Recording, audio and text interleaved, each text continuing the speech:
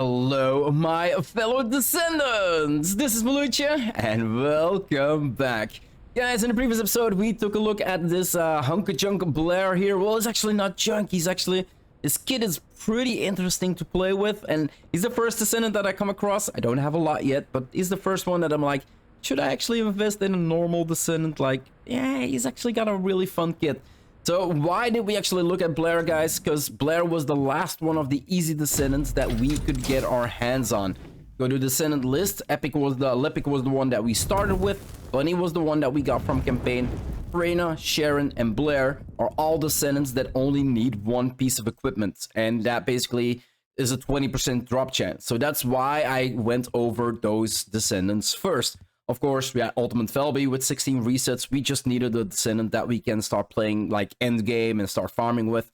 And then for me, that was Ultimate Felby. Today, we are going to take a look at another Descendant, guys. Because with creating Ultimate Felby, we noticed that some of the resources that we needed were actually locked behind vaults, guys.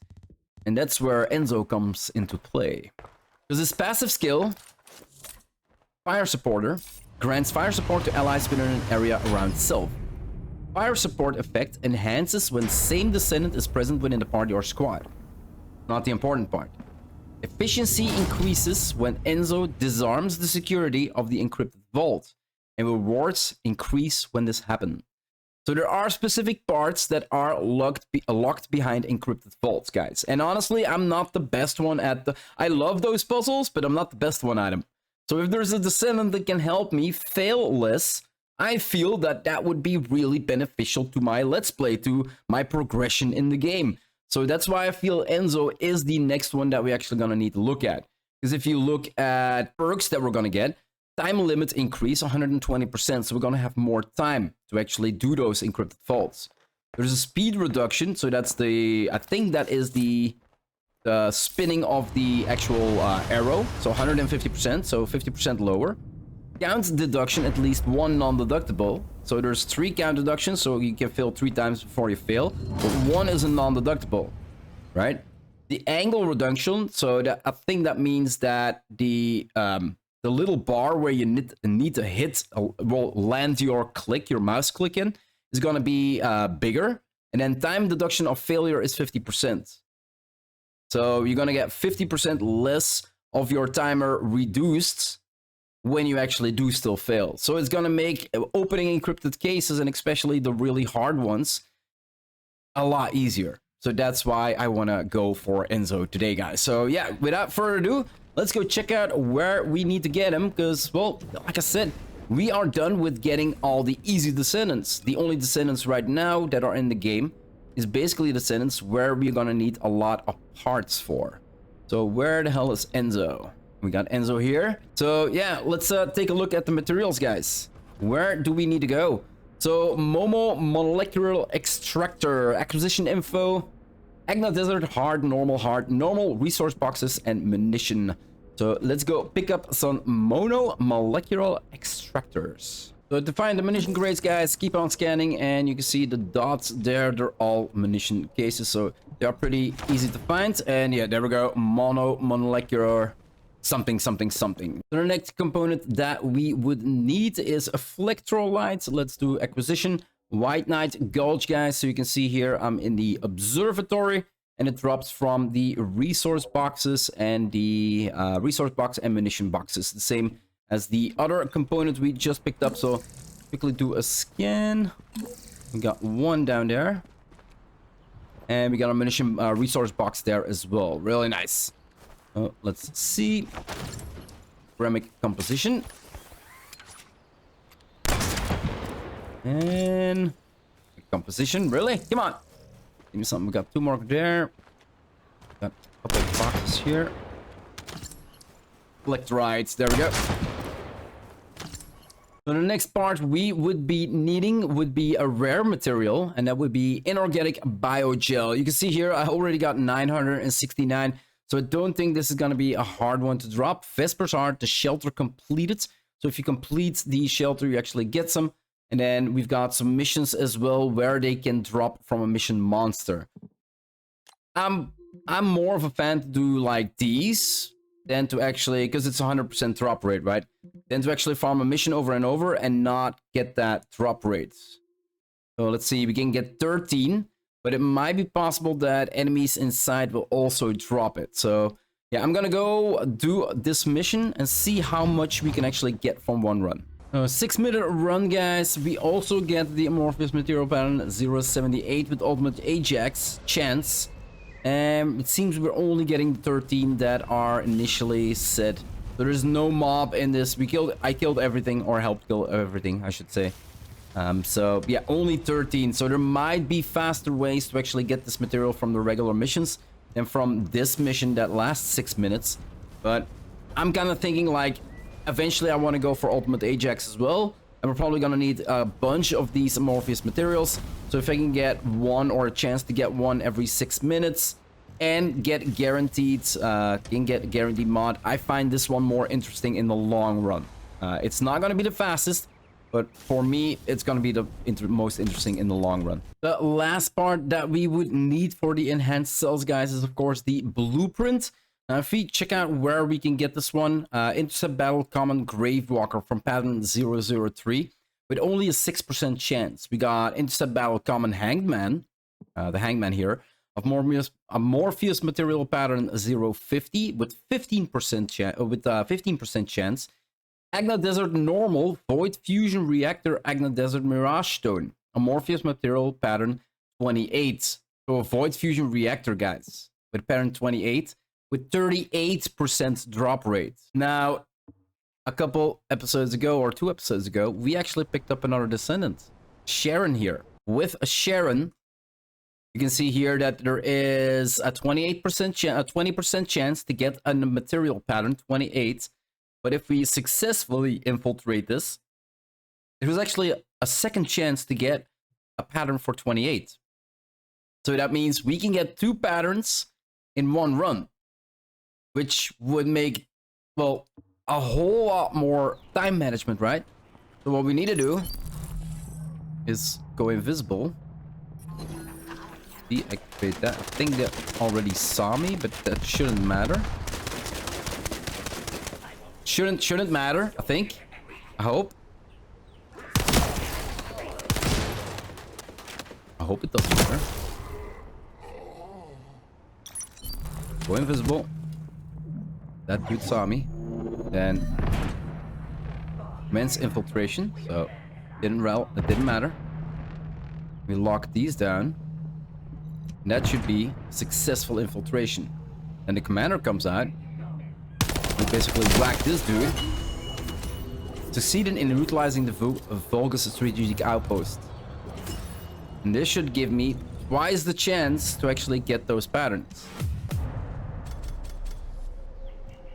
First one, no luck. Let's see if we can make 2 drop, guys. And there we go, guys. Like, I just stopped recording and went to my farm, and the first run that I did, I got 2 patterns in one go. Like, that is why you want to have, that's why I want to have this chick here, guys. So it took me around, let's say 20 minutes to get 11. That's actually pretty good, right? And I think out of all of them that dropped, I think only 3 dropped single. The rest all dropped double. So yeah, I would say that it's a pretty good farm.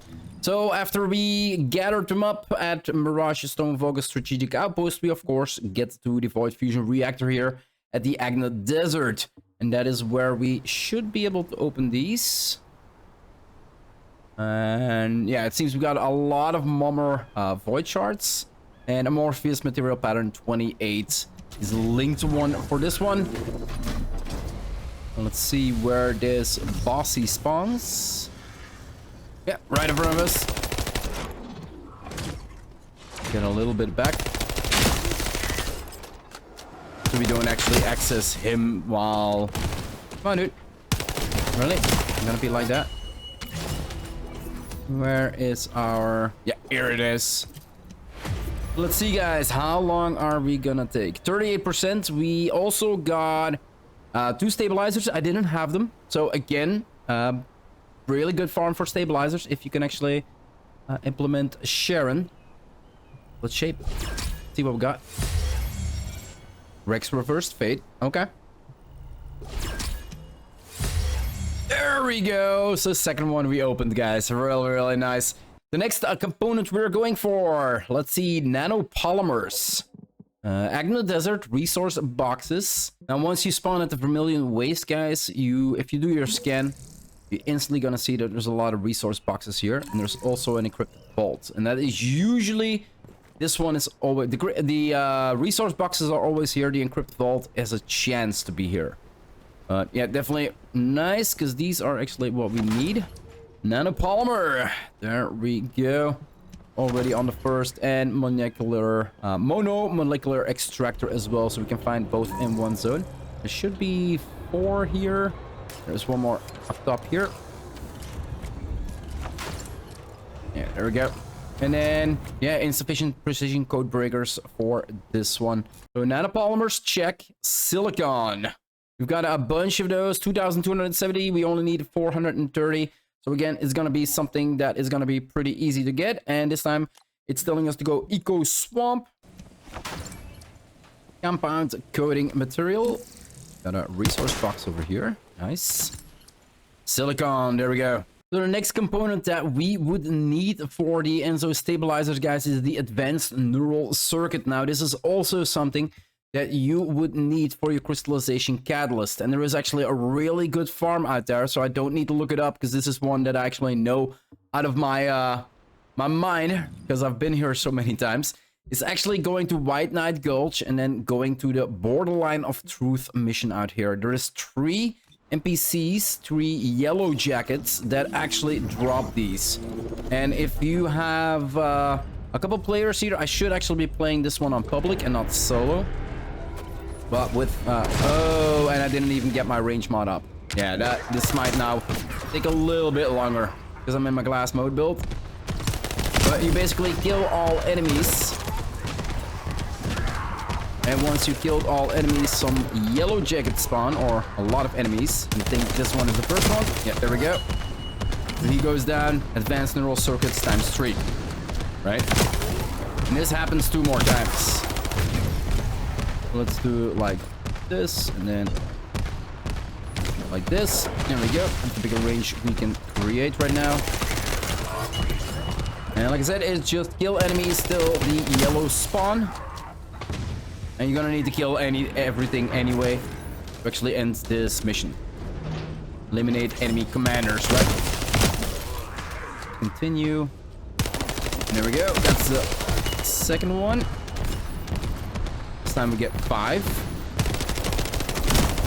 and then the last one is gonna be one big fat guy, and here's the last one. Need predator. Blam! And once he's dead and collected, mission is over. Everything disappears. If you take a look now, we can see that we actually picked up, how much? 8 in 1 minute 49. Like I said, if you have like multiple players here, or you have multiple people, then you can do this one in like 30-40 seconds, guys. So it's a it's the best farm out there that you can get. There we go, 159. We need 9 for Enzo, and it's 18 for the catalyst, guys. So I can make a couple more catalysts, right? The next thing we are gonna need to look at is stabilizer blueprints, acquisition info. And we got Intercept Battle Pyromaniac, currently with Enzo Stabilizer Blueprint 38%. So that's already pretty good. That's for Greg. Enzo 6%. Enzo 32%. So 38 still the best. 32%. Enzo 38. Hagios Normal Void Fusion. We kind of like Void Fusions now that we actually can get double rewards from them.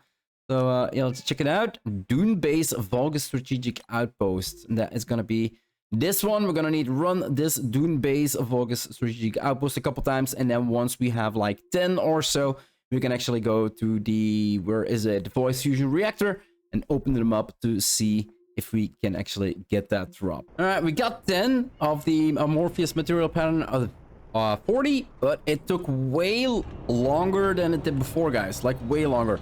So right now we are at the Void Fusion Reactor, of course. To open a couple up, and hopefully with 38%, we should be Where's he gonna spawn? Oh, right next to me here. So we should actually be pretty good to... Oh, there's a double spawn this time. Okay. And down. That should give us... Is it the triple spawn? It's a triple spawn for this one.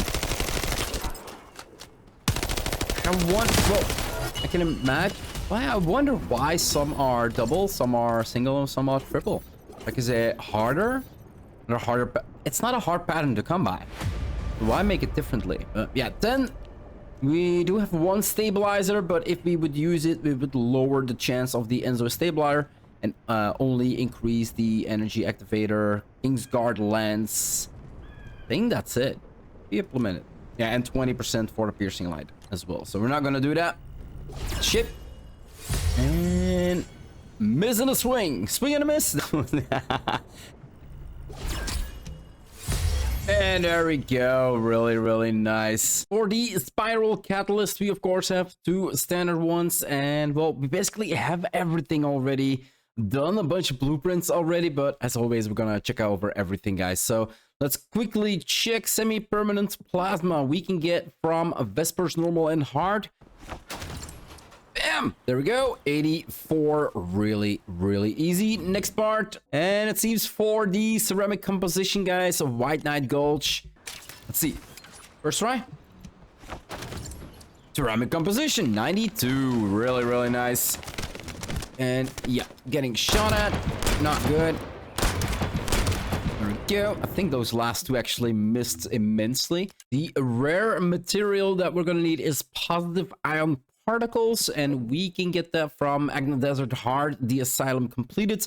We can also get this from a bunch of missions and mission monsters, so there is probably a pretty good form out there, but I love to do the Asylum runs, the 20, well, it says 20 minutes, but we all know it's between 5 and 7 minutes per run. Look at that, Haley Spiral Catalyst, so that is pretty cool. We also get the Amorphous Material Pattern 094 Mutant 8A. So Ultimate Ajax, definitely good. Afterglow, Crystallization, Luna, Blue Beetle, like all blueprints I still need. So really, really good. And then, yeah, only 7, guys. So we killed all the mobs, and it is a longer mission than... We could still do it faster. So it would still be between 5 and 7 minutes. Guaranteed 7, guys. And as I said before, I love going for these missions, because they usually give you a Morpheus material pattern as well, and we do need to have them later on, so farming them out both at the same time is gonna save me time later, instead of going for a mission where, for instance, these would drop like maybe 14 or 20 in one run, but we wouldn't be getting the patterns, and then later on when we need the patterns, we still need to go farm them. So yeah, kind of my train of thought on how to get it, guys. And that means one more part. Let's head to Albion before we check out where we can get that. And for the Spiral Catalyst, guys, we of course also need a blueprint. I already have 3, so I'm not gonna need to farm for them, but we still gonna need to check out where we can get them.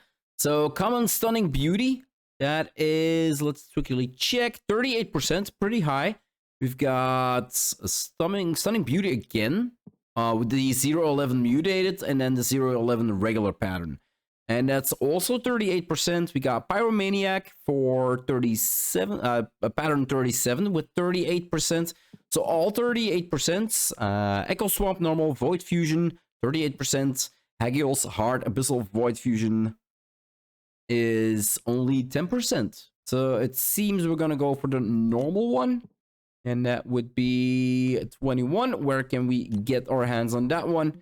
Gonna be the Derelict Covert. So you basically come here, do the run. If you actually use Sharon, let's quickly check. We got pattern 21, and then at the bottom you can see that there is another chance of getting pattern 21. So you can get 2 patterns at the cost of 1 run, and a run here usually takes around a minute. So really, really easy to do, guys. And there we go, guys. Once you collected enough Amorphous material patterns, depending on what is enough for you, you can do like 2. If you get 2 in 1 drop, you get to the Void Fusion Reactor, and you open them up until you actually get that pattern. We already have that pattern. And for the final part, we need the Enzo code, and that we can get from Dead Bride, from Hanged Man, Abyssal Void, and void fusion.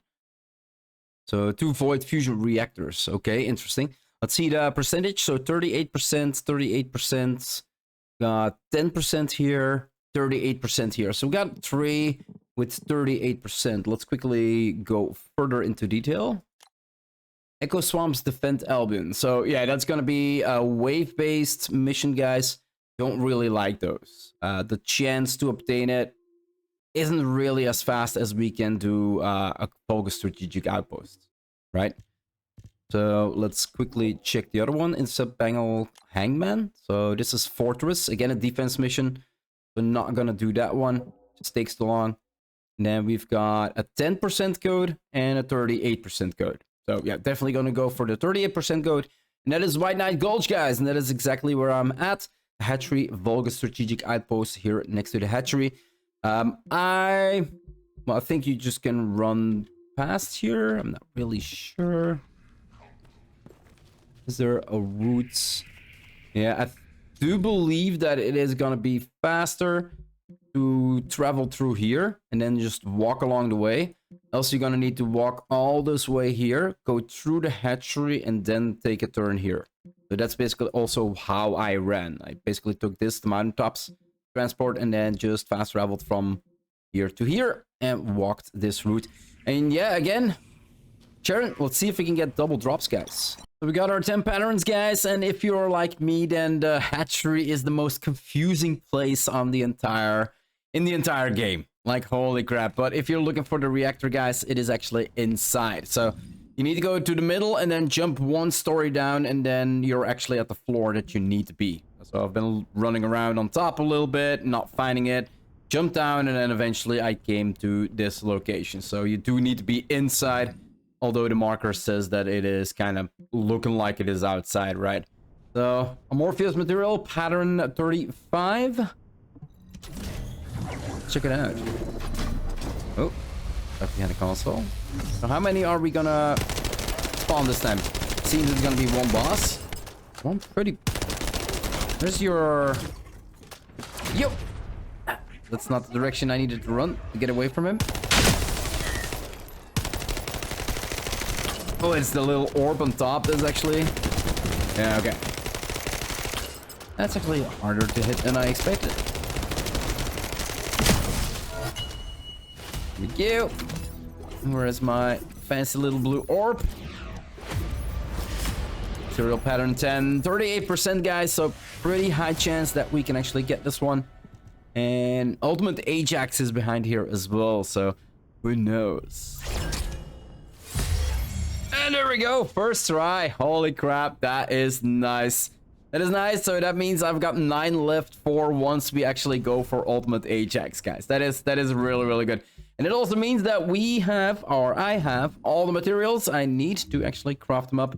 So this is exactly what we're gonna do.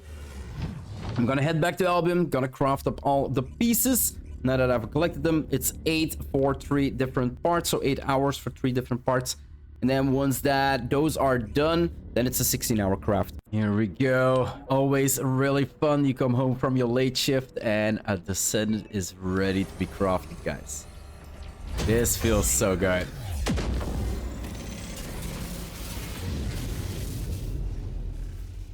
Ooh.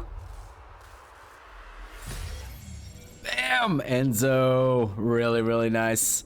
Another one of the Descendants collected, guys. Let's make this list a little bit bigger than it already is, right? The Descendants, and then we go down. There he is, Enzo. So, like always, guys, let's take a look at his skills, or, well, basically his stats that we have right now. Then we're gonna level him up, and we're gonna check out the stats as well. So 126 defense. We've got 36 shield, really, really low. 3,132 health is actually pretty big already. Like 3,400, 3,600 is basically what we got on our other Descendants when they were reaching level 40. So I do presume that this is gonna scale pretty good. We already have 100 max MP. That is definitely already more than Sharon had. Yeah, really nice. Let's go level him up. Let's check the difference. I do have to say, guys, I am not impressed by these stats. So we go from 126 defense to 1,674. We already saw a whole lot bigger numbers on other Descendants at level 40 without any. If you look at modules, guys, I have nothing equipped to increase anything. We go from 36 shields to 516. Again, nothing to write home about. So definitely not something I would invest in. And then health is the lowest increase I've seen. Like, we started out with pretty big health and thinking like, okay, so that is gonna scale pretty well, right? We're going at least to like 4,000 or 5,000.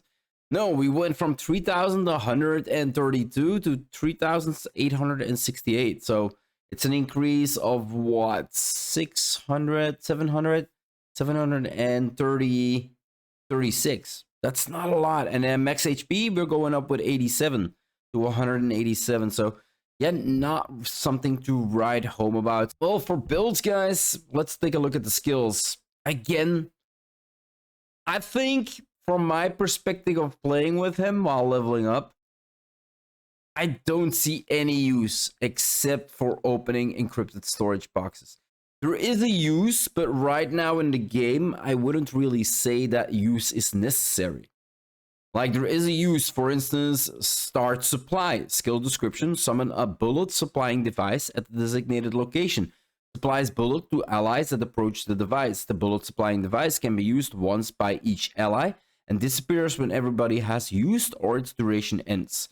So it's a cooldown of 35 seconds, MP cost 35, duration is 12 seconds, field supply 8%, intercept battle supplies 12%. So if you would use this in an intercept battle for a Colossi, you basically get 12% of your ammo back. If you just use it in the field, like I was using it, for instance, at the bunny farm, the bunny cave, then 8% for me on my... I was using Thunder Cage. For me, that would be 32 bullets. Out of the... let's scroll back. Out of the 259... See, at a 300, I could get... I basically got 31 bullets every time I would use this device. So, let's empty it up. There we go. Now we run over it. And we basically get ammo back, right? That's why it is used there. So you kind of want to have a pretty good cooldown on that skill so you can keep placing it over and over again. So people can keep replenishing your ammo. And at a Colossus fight, I've already noticed that the ammo economy is kind of horrible sometimes. Like, if it's a longer fight, you're gonna run out and you're gonna need to kill those small mobs to actually get ammo back. So having an Enzo there that continuously supplies you with ammo is actually a really good use. But because you can make Descendants so powerful that they can solo, or, well, maybe not, well, that they can actually solo Colossi, you're not really in a use for bullets there, right? You just get the Descendant that works really well and you kind of one-shot your bosses.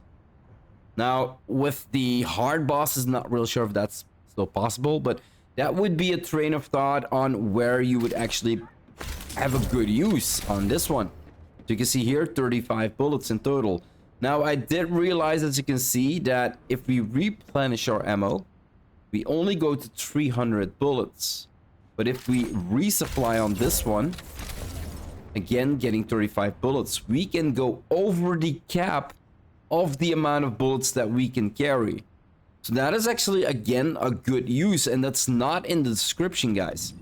So if we go to Descendant modules and actually look at here, it just says supplies bullets to an ally that approaches the device. But there is nothing that says here, and it supplies over the max amount of stacks that you can get. If we would place it again, we go from 364 to 399. So you're going over the cap, and you can keep going over the cap. So that is actually a really good use. If you're not really anybody that really uses ammo a lot, for instance, you kind of clear the missions with your you clear missions with, for instance, Bunny, right? But at the last boss, Bunny is not going to be useful, but the weapons you have is going to be useful. Like, for instance, rocket launchers. If you can keep overloading your rocket launcher with rockets and not have that cooldown, by the end of the fight, you're going to have a lot of rockets to fire, right? As you can see here. So, yeah, that's actually a pretty good use, guys, of the first start supply, skill that we have, right? The second skill is actually a damage skill. Explosive drone. So launch an explosive drone forwards. The explosive drone explodes on contact with an enemy or a terrain object, dealing burst damage. And I looked at the skill and it was like maximum stacks 2, so you can fire off 2 drones. The stack cooldown is 22 seconds, so with a lot of cooldown, we can get that really low, being able to fire those drones over and over and over again, right? The MP cost is 20, so it's pretty costly. But then the explosive drone, I saw skill power 837, and I was like, holy crap, we definitely can be able to build this out, like maybe just as a continuous nuke that we can do, right? Get a lot of radius in there because the max expendable range is 300%, and we can get a pretty big AoE continuous firing going in there. And it actually has projectile speeds, and that's where we get to range. I think was it range where we had a mod skill effect range. Give me, let's see, speed. There was a mod that was giving us duration. Which mod was it? Holy crap. There was a mod, I talked about this a while ago, that actually gave us projectile speed. It was a blue mod, I think.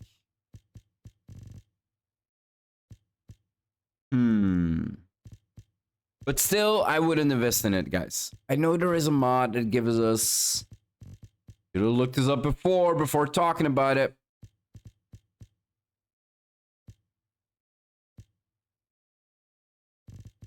Which one was it?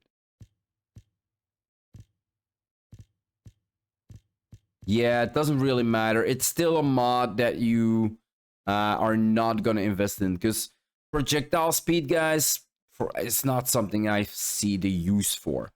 So yeah, let's check out this damage that we're doing. So no Descendant modules, we have no additional damage modifiers, right? And this is also going to be the test what scales the best, because if we look at the mod then, or the skills, this one is a non-attribute and dimension. We got non-attribute and singular on this one, but it actually doesn't do any damage, so we're not going into singular damage, right?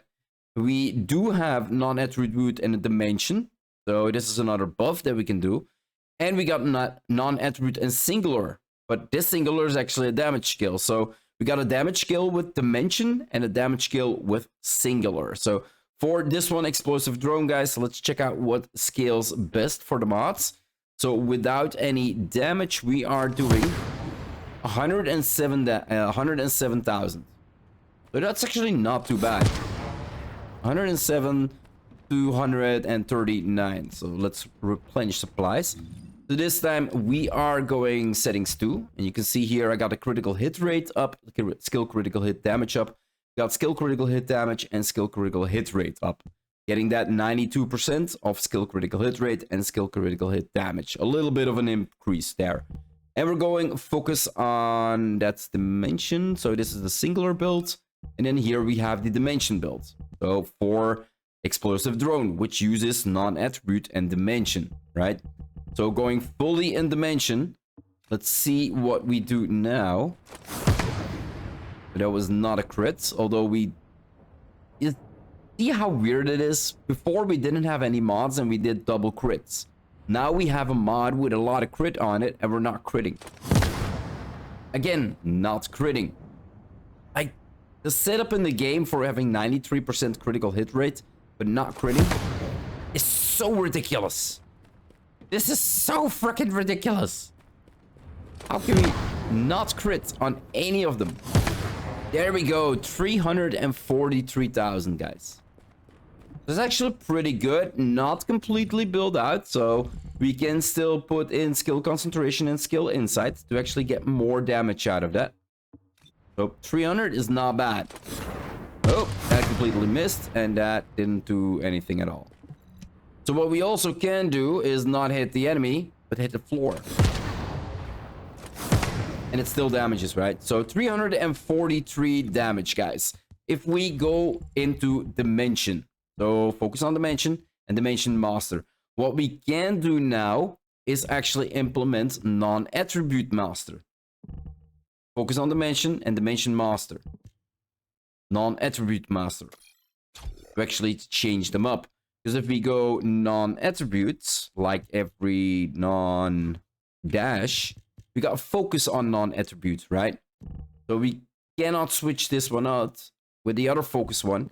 Because this is a battle mod. This is a battle mod as well. So to actually be able to benefit the non-attribute any dimension, this is the only setup you can go. This is the only setup you can take to actually benefit both of the attributes. So let's check out 334 it was, or 43. 370, guys. So the best setup for your damage build, if you want to build into damage for explosive drone, is actually focus on dimension and non-attribute master. So now that we saw that one, let's go to the next skill guys. Skill description: summon a shield recovery com. When the shield recovery com is first summoned, it recovers the shield and grants enhanced combat suit. So basic info, cooldown 28 seconds. I do have a little bit of cooldown in here, so let's go back to the first one and then go in here so we can actually look at the proper stats. So it's cooldown 30 seconds, MP cost is 40%. The duration is 6 seconds. Initial shield recovery is 25% of your shield. So you would think like, okay, so investing into a really big shield for Enzo is a really good thing to do. But if we check out how big their shield actually is, it's not really that big. So we could actually do shields and then actually check out. So defense and max shield lower, max LP and shield lower, max shield increase.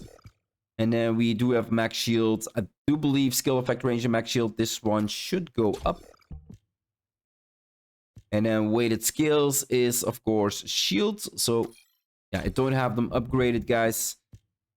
And then we've got defense and max shield lower, max HP, max shield lower, increase shield. So these are the shield mods in the game. The rest is all minus shields. These are all plus shields, right?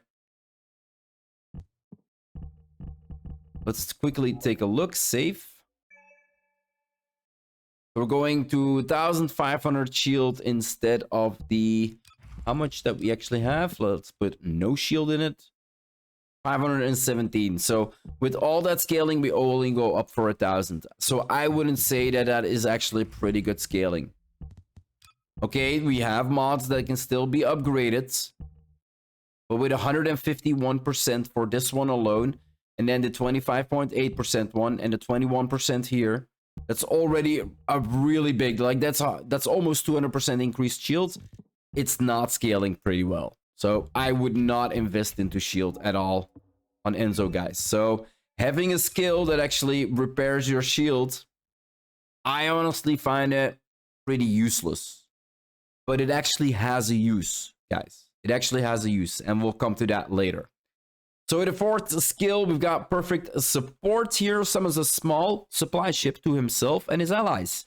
The small supply ship provides supply bullets and grants perfect support to allies.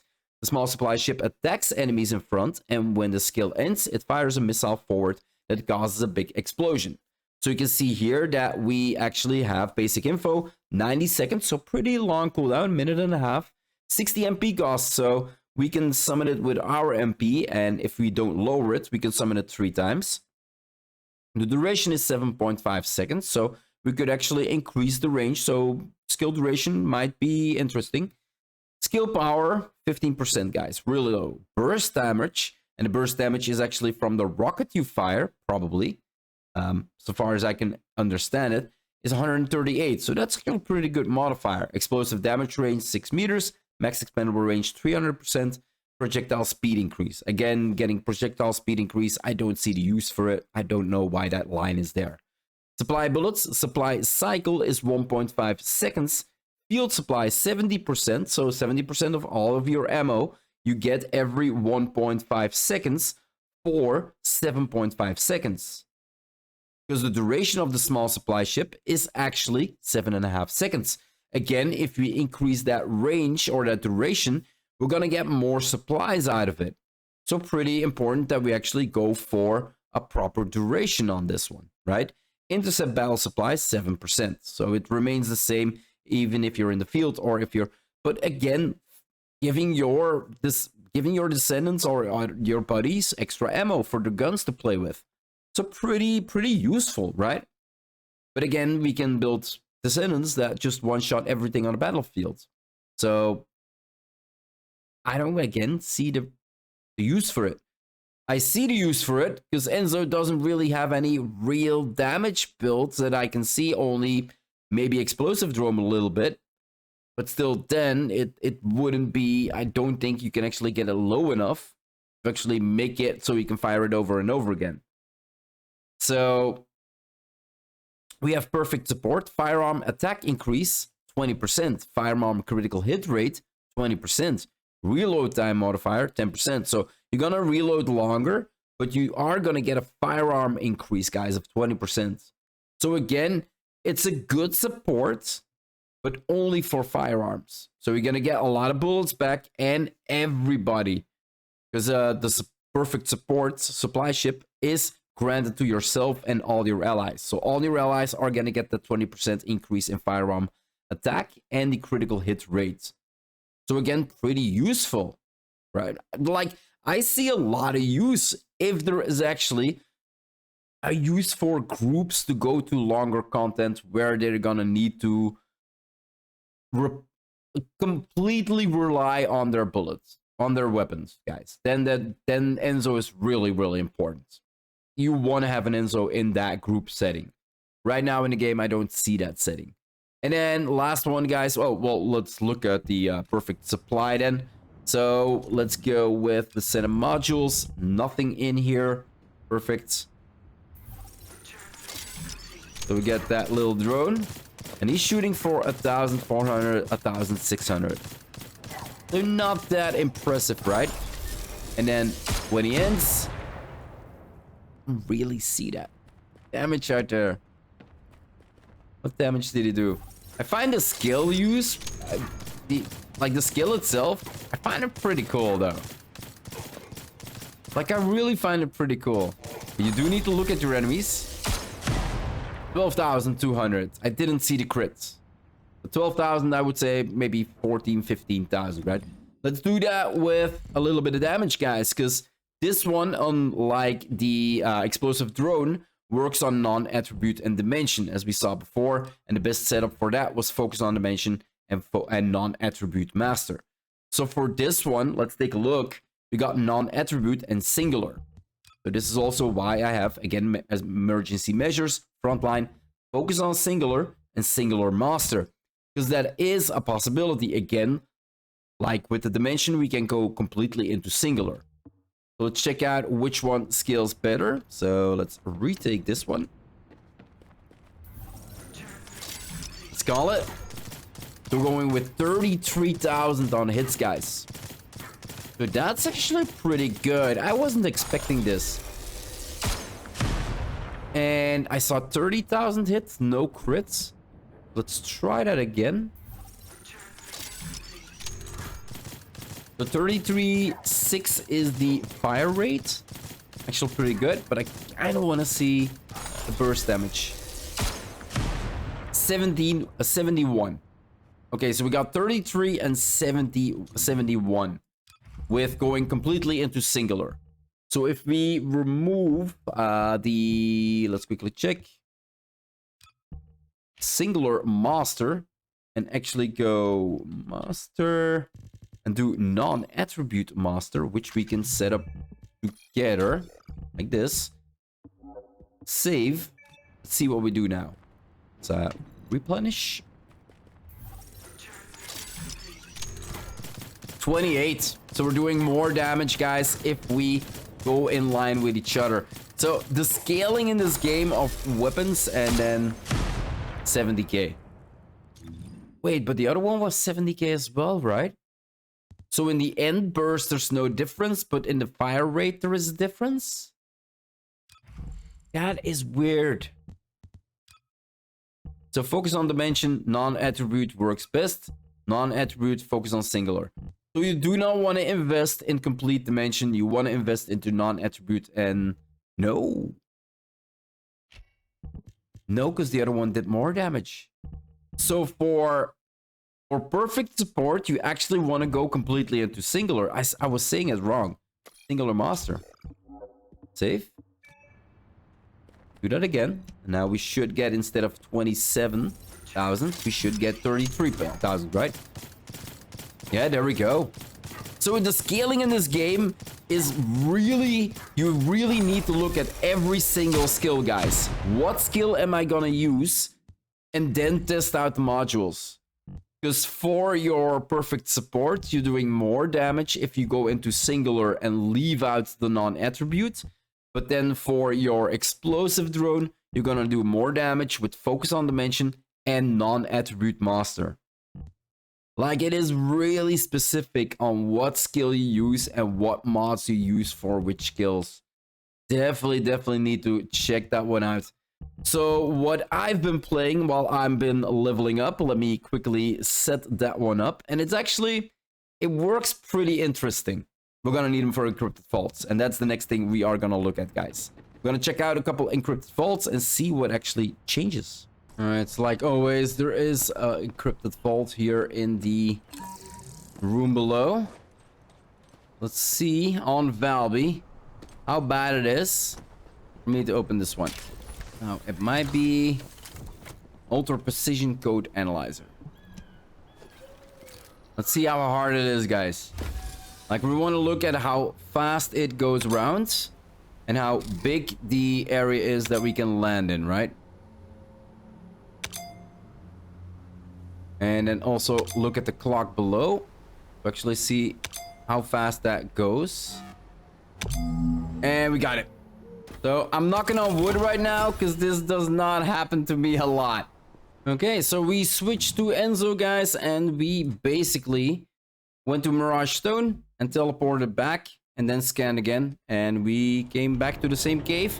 It's not in the same location, but it is the same one. Use a precision code analyzer. Let's see how easy it becomes now. Yeah, that is a look at the speed of how it spins around and how wide it is. It's exactly the same, and we only needed 2 this time. So basically, instead of using it, having it 5 times correct, we only needed to have it 2 times correct. So yeah, Enzo is gonna change up the world for me if I actually need to go farm resources from these encrypted vaults. Enzo is gonna be my best friend in the game, and not only for me, like for everybody. But now, and like with let's quickly go back outside, guys. Let's teleport outside. It's kind of dark in here, and I want to have the sunshine on me when I talk to you.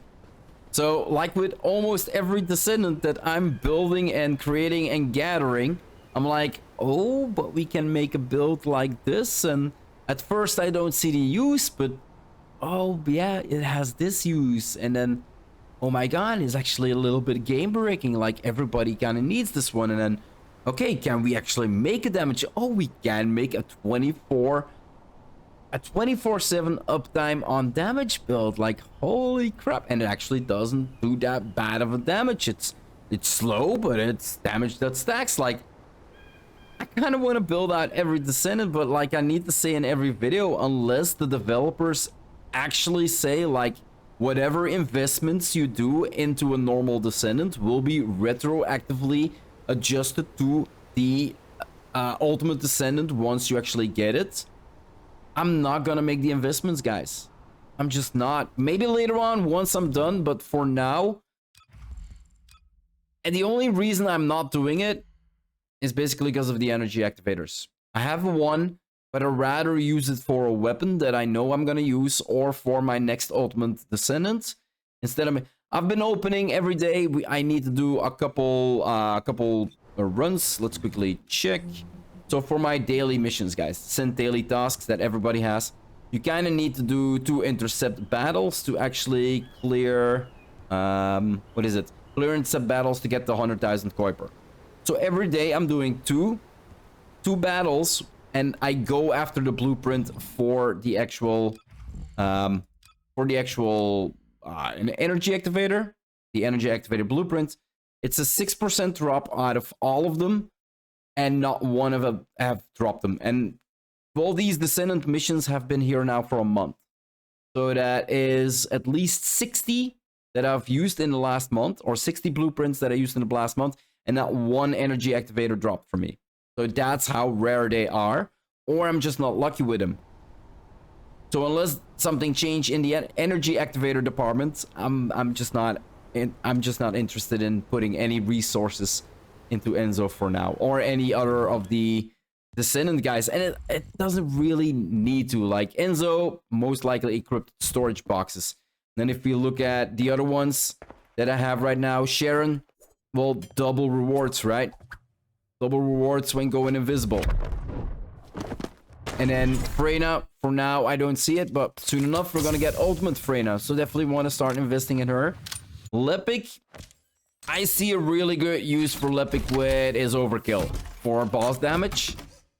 And then Enzo, I see some skills in there, but not again. Blair, a lot of damage in there. Possible, but I don't see the use. Like, there might be people that say, like, dude, he has a lot of use and he's really fun to play. I know, and I want to figure it out, but not with this economy. Anyway, guys, I've been yapping on for far too long. This is kind of everything that I wanted to. Well, like every episode, I kind of go in depth into, okay, what perks do we want to use? How can we use it? And what is this Descendant most useful for? And can we actually make a damage build out of there? And let's check out, is he gonna scale better off Dimension? Is he gonna scale better off Fusion, or whatever he uses? Like, we want to know the information. Well, you guys probably want to know this information, right? So that's why I kind of go more in depth about it and test it out together with you guys. So for now, I'm gonna wrap up this episode here, guys. If you want to see more of my Let's Play here in the first Descendant, or any other game that I might be playing on my channel, just hit that subscribe button. It would always help out a lot. If you learned anything from this or enjoyed the episode, give the video a thumbs up, guys. Again, that would help out a lot. And I'll see you in the next one, hopefully. Bye-bye.